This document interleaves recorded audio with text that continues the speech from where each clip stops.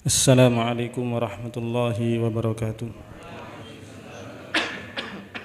Bismillahirrahmanirrahim. Alhamdulillahirabbil alamin wassalatu wassalamu ala sayyidina Muhammadin wa ala alihi washabbihi rabbi shrah li sadri wa yassir li amri wahlul 'uqdatam min lisani yafqahu qawli bi jahi wa nabi sahbihi ali amma ba'd. Jamaah pengawasan Jumat pagi yang dirahmati oleh Allah. Alhamdulillah di pagi hari ini kula kalian panjenengan tasik diparingi sehat, diparingi iman, hidayah, taufik. Dan ini adalah nikmat yang besar yang Allah berikan kepada kita.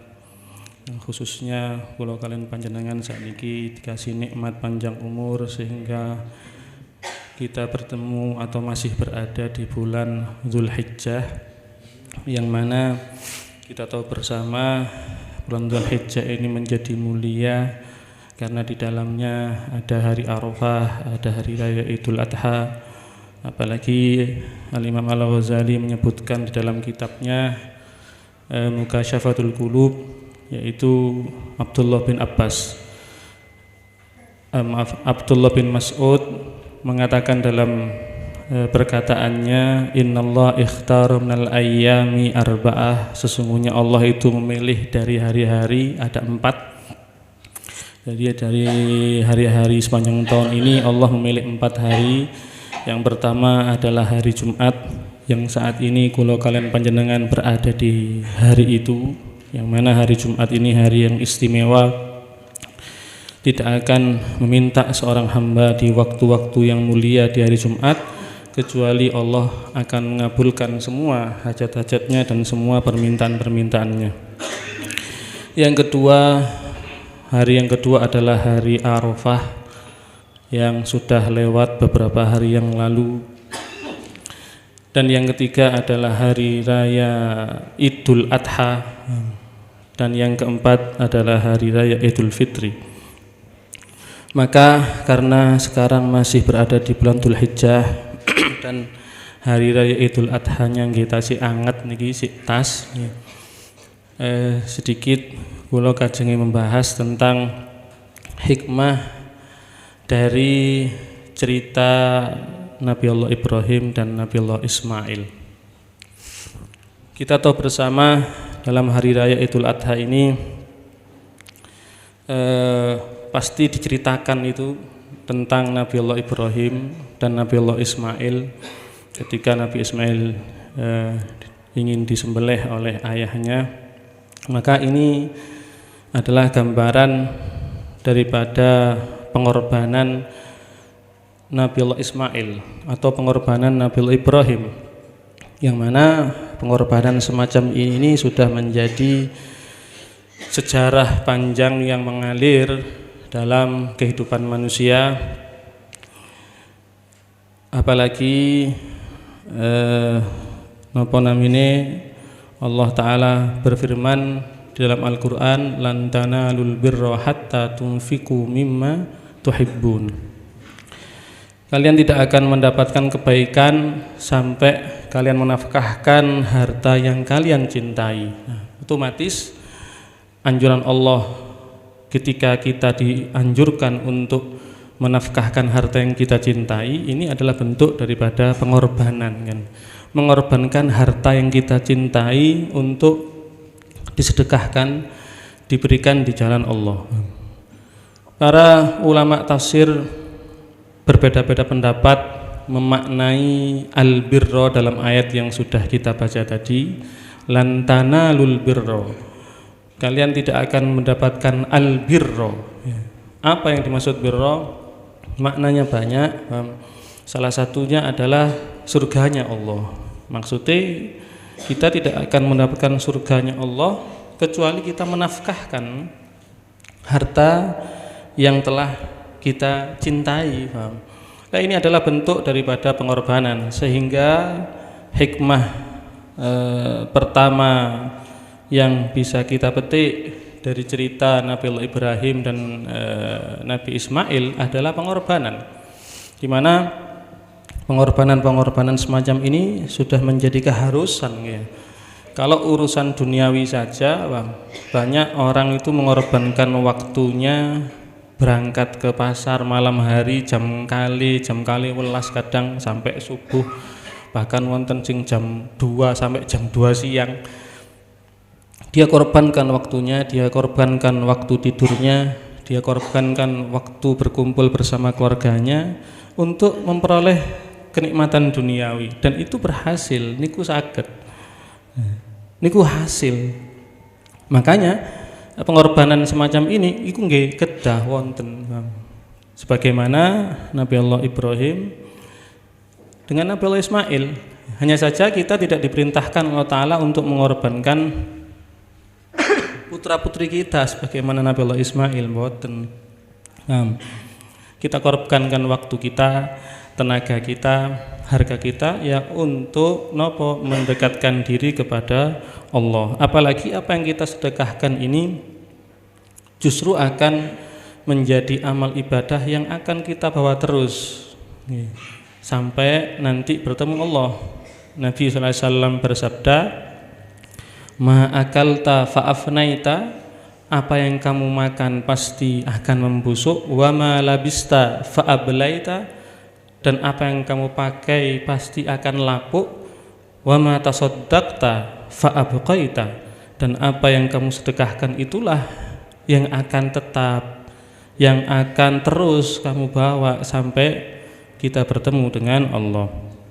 Oleh karenanya pengorbanan semacam ini menjadi kisah panjang yang mengalir dalam dunia atau dalam sejarah manusia. Kita teringat bagaimana nabi-nabi terdahulu, bagaimana Nabi Allah Adam atau Habil putra Adam mempersembahkan hewan terbaiknya sebagai bentuk atau sebagai wujud ketakwaan beliau kepada Allah yang dicantumkan dalam surat Al-Maidah 27.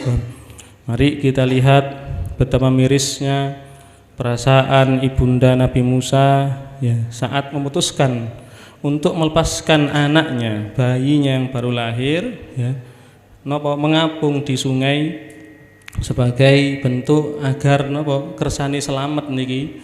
Nah, ini pengorbanan sebagaimana dalam surat Toha 38-39, termasuk juga Nabi Allah Yusuf yang mana beliau mengorbankan masa muda beliau, paham nggih, dimasukkan ke sumur, kemudian setelah ditemukan oleh segerombolan pedagang dibawa dijual.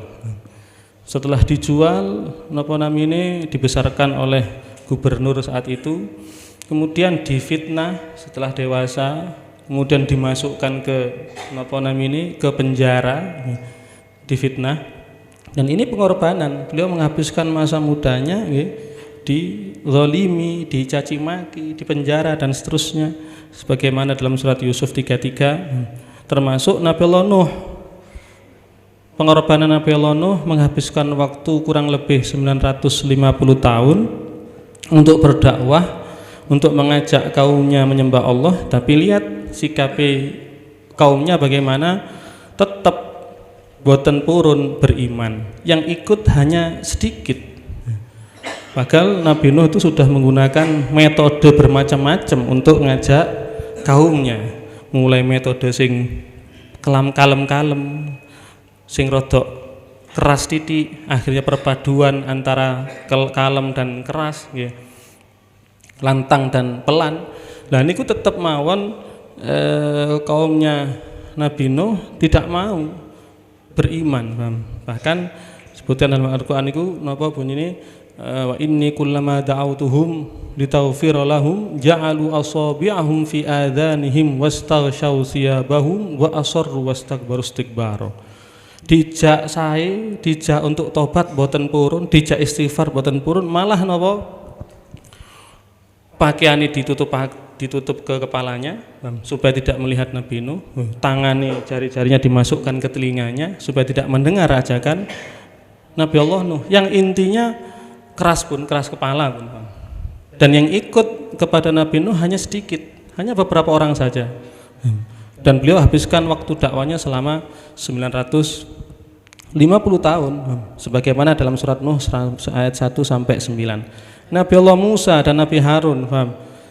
Di mana beliau harus mengorbankan melewati jalan yang terjal untuk mencapai atau untuk menghadapi Firaun yang mana dikenal sebagai orang yang tauhid, yang mengklaim dirinya sebagai Tuhan, paham?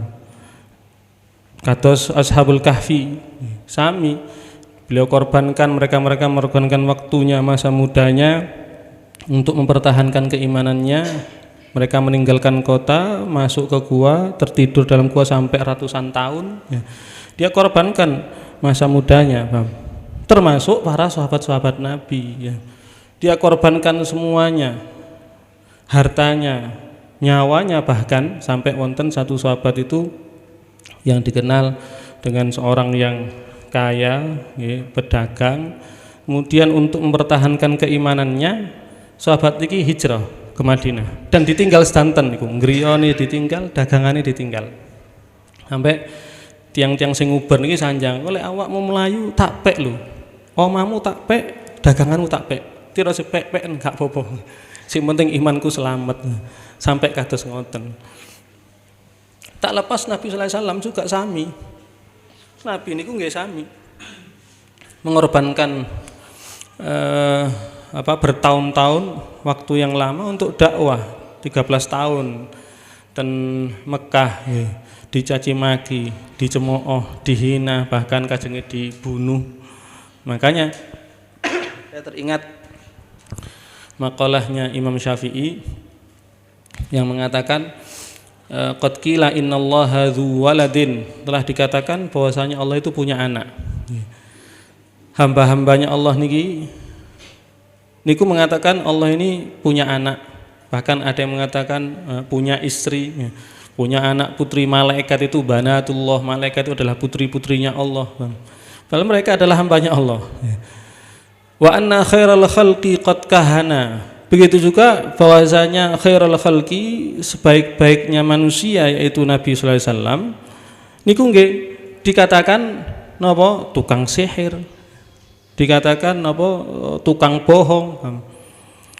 Ma salimallahu min bariyatihi, kata Imam Syafi'i, Allah tidak selamat dari cemoohan hamba-hambanya.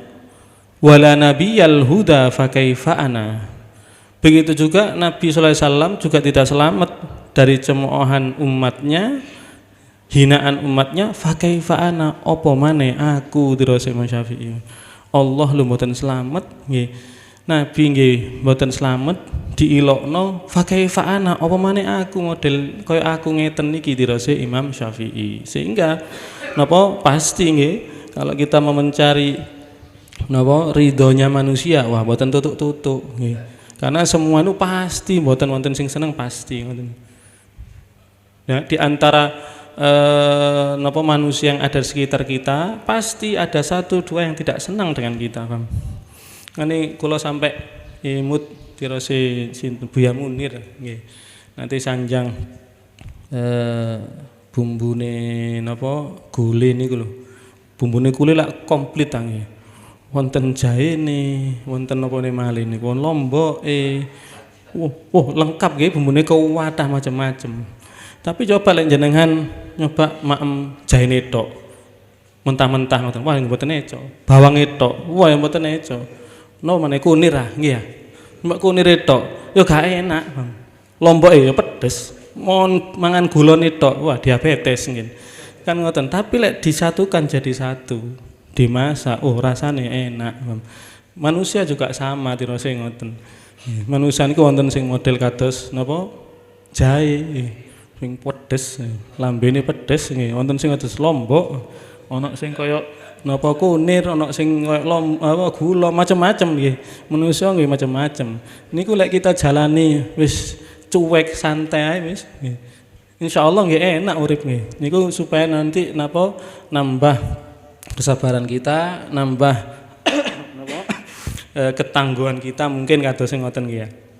Lah, Nabi juga sama. Nabi niku nggih diilokno, ajenge dipateni sepindah ya.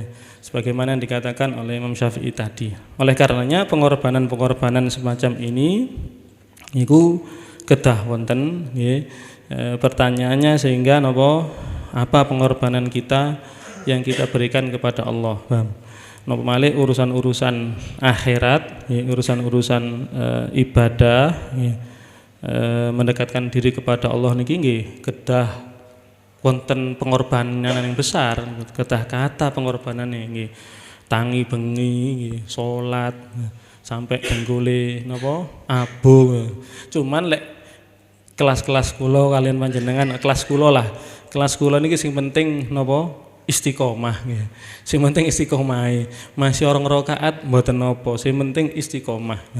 Lek saged lebih nggih alhamdulillah.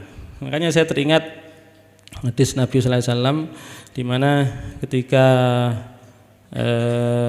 istri Nabi sallallahu alaihi wasallam atau ketika Nabi bertanya kepada salah satu istrinya tentang perempuan yang duduk di sebelah istrinya, kemudian oleh istrinya Nabi niki disanjangi, ya Rasulullah, ini adalah perempuan yang sholatnya niku masya Allah kata sregep.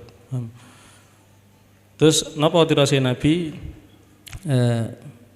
mah alaikum bima tutikun, jangan begitu, hendaknya kalian itu dengan ibadah yang kalian mampu.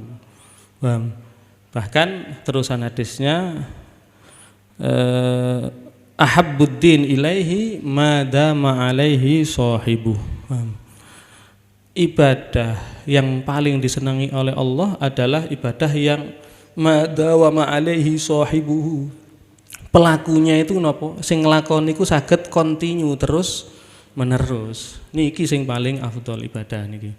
Makanya wonten pepatah mengatakan al istiqomah khairun min alfi karomah. Lek karomah iso mumbul iku biasa.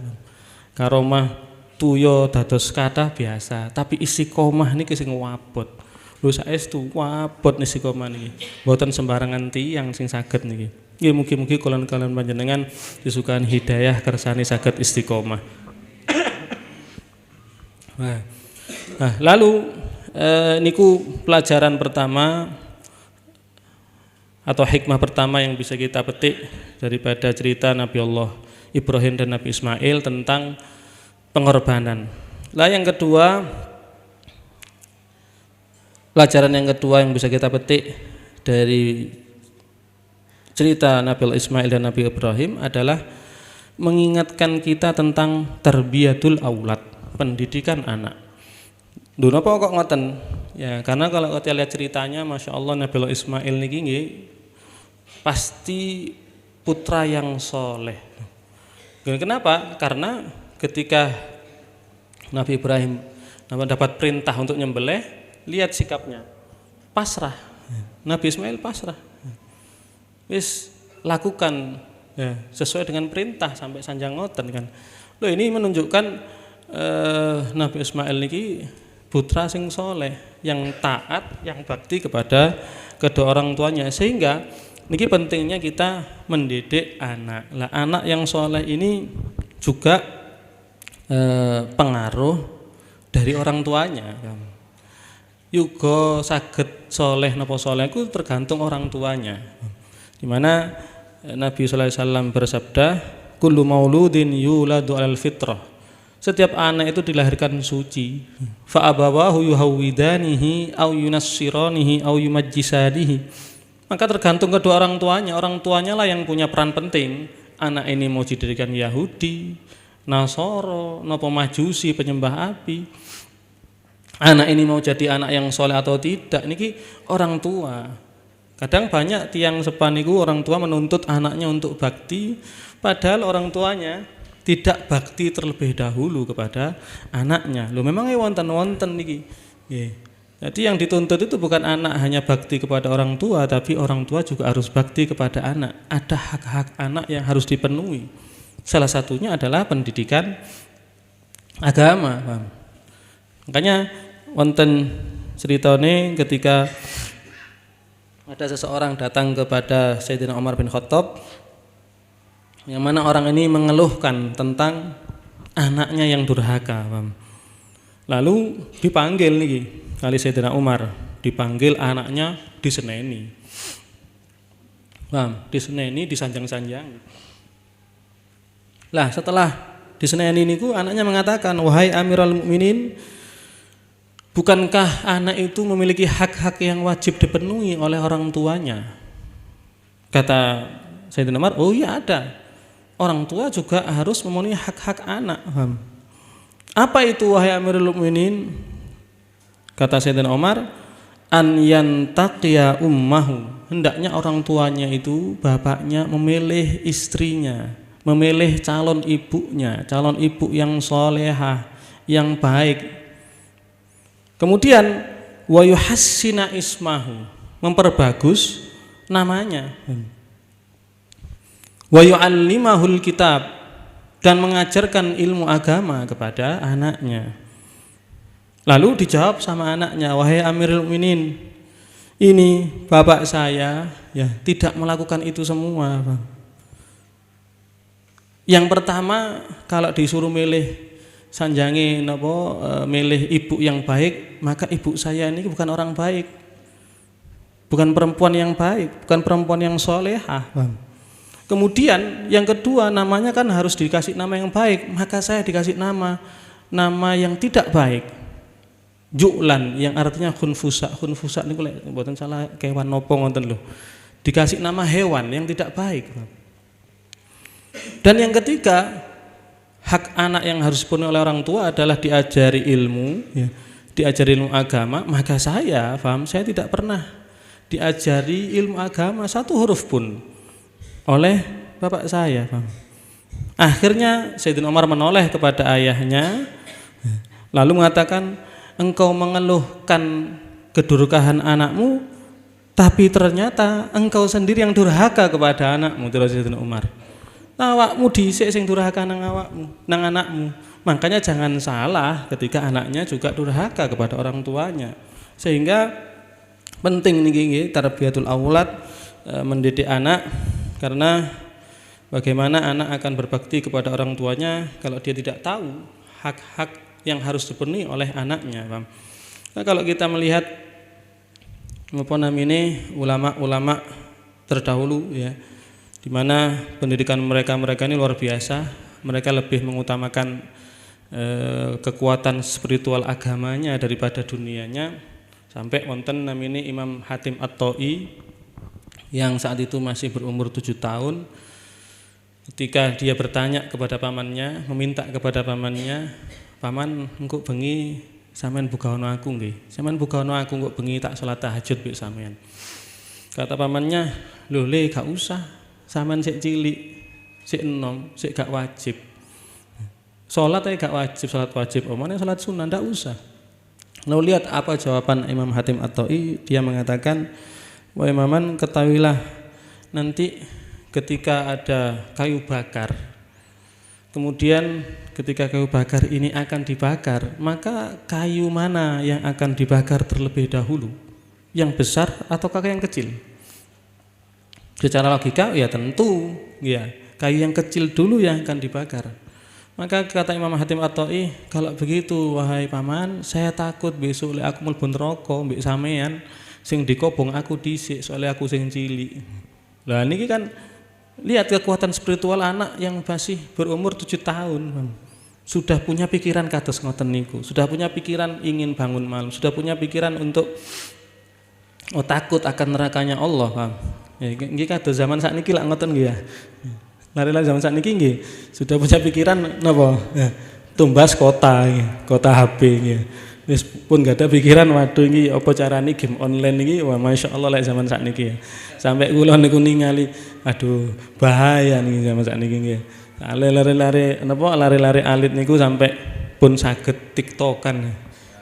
SD ini kelas tunggal pun saged joget-joget dhewe. Ya Allah.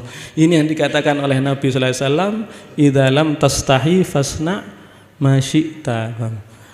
Lek gak punya malu, lakukan apa yang kamu kehendaki ya. Makanya malu sebagian dari iman ya. Oleh karenanya monggo ya, kita yang punya putra-putri ini dihindarkan oleh aplikasi-aplikasi yang justru malah menjauhkan kita dari Allah, menjauhkan anak-anak kita dari Allah. Lah kemudian termasuk malih seperti contohnya Imam Asy-Syafi'i yang mana beliau menghafal Al-Qur'an di umur 10 tahun. Habib Abdullah bin Al-Haddad yang beliau menghafal Al-Qur'an di umur 7 tahun atau 10 tahun. Nah, ini kan termasuk peran orang tua yang besar ya, sehingga anak-anaknya saged hafal Quran, sehingga anak-anaknya saged punya pikiran-pikiran untuk takut kepada Allah. Oleh karenanya penting mendidik anak ini sesuai dengan atau mendidik keluarga sesuai dengan firman Allah, ya ayyuhalladzina amanu qu anfusakum wa ahlikum nara, ya, wahai orang yang beriman, jagalah diri kalian dan keluarga kalian dari api neraka. Jamaah yang dimuliakan Allah Ta'ala, itulah tadi dua hikmah penting, dua hikmah besar yang bisa kita ambil dari cerita Nabi Allah Ibrahim dan Nabi Allah Ismail. Mudah-mudahan kula kalian panjenengan saged ngelampai, saged mengorbankan waktu, tenaga, pikiran kita untuk mendekatkan diri kepada Allah.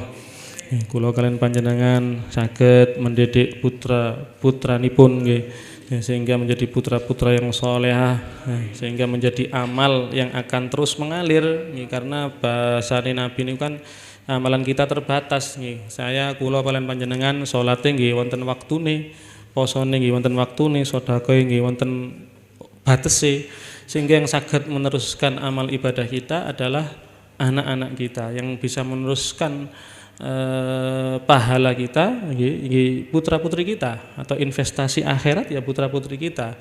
Tapi dengan syarat kalau putra-putri ini soleh, sebagaimana dikatakan Nabi sallallahu alaihi wasallam, waladun soleh yad'u lahu. Maka amal anak soleh yang akan terus mengalirkan pahala orang-orang tuanya. Mudah-mudahan kula kalian panjenengan diparingi anak-anak sing soleh solehah bakti ya, sehingga pahala kita akan terus mengalir walaupun kita sudah meninggal. Amin ya rabbil alamin. Astaghfirullah.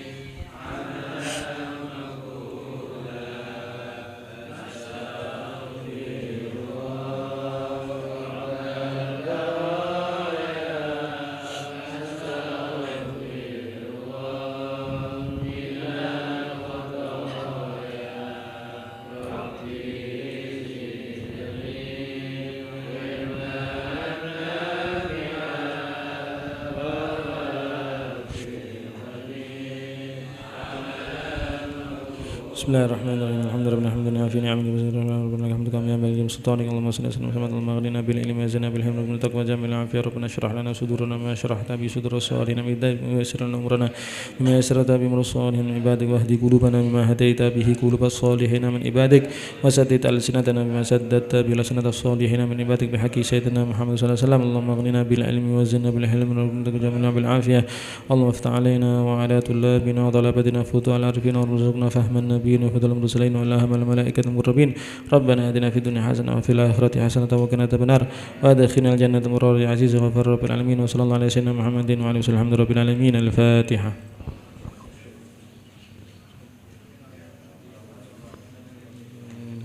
السلام عليكم ورحمة الله وبركاته.